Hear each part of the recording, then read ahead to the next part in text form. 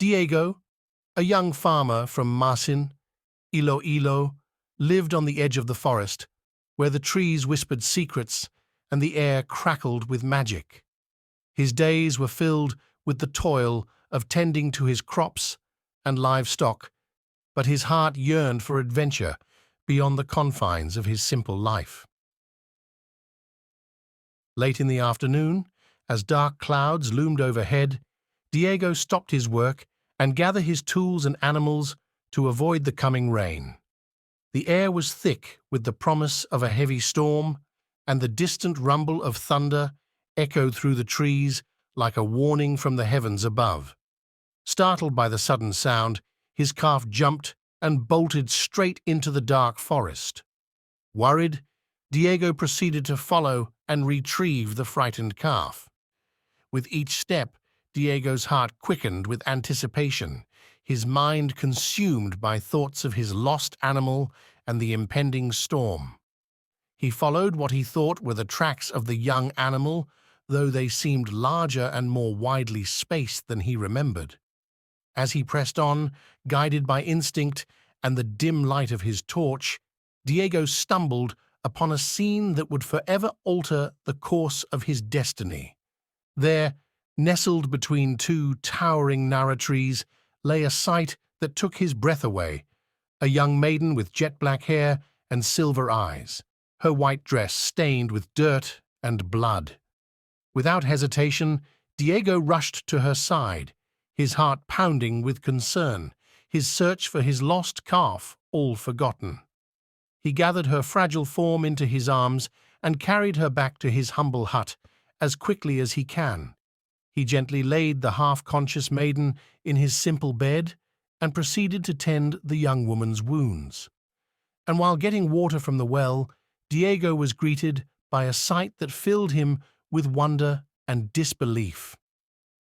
For there, standing in the warmth of the barn, was his lost calf, reunited with its mother in a scene of quiet serenity.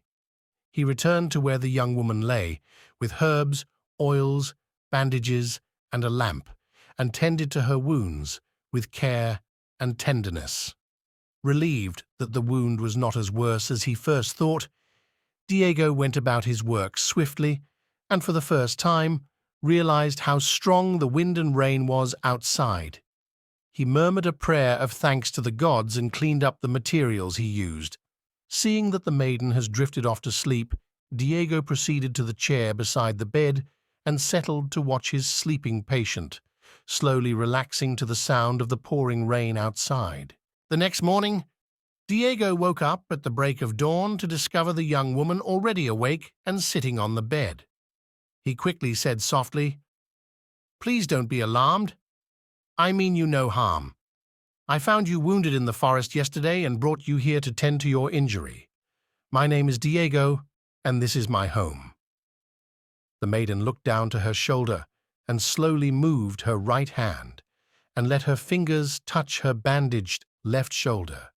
With a grimace from the stab of pain when she moved the fingers of her left hand, she then visibly relaxed. She looked up into Diego's face, and with a shy smile, she said with a voice soft like the singing of the morning birds, "Thank you for saving my life. My name is Tala."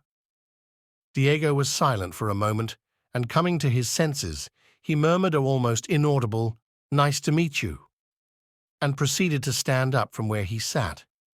To cover his sudden panic, he said he will fetch some water for her to drink and prepare something to eat. He soon discovered that she possessed a gentle spirit, while he spent time taking care of Tala. And yet, there was something about her that remained shrouded in mystery.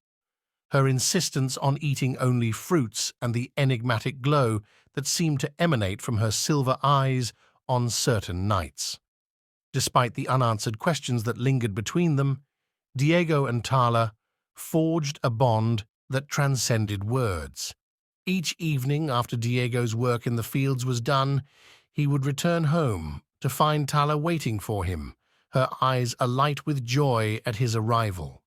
They would spend their nights together, talking beneath the canopy of stars, watching as the full moon cast its ethereal glow upon the world below. And it was on one such night, as they sat side by side, that Diego saw something he could scarcely believe, the faint, unmistakable glimmer of light dancing within Tala's silver eyes.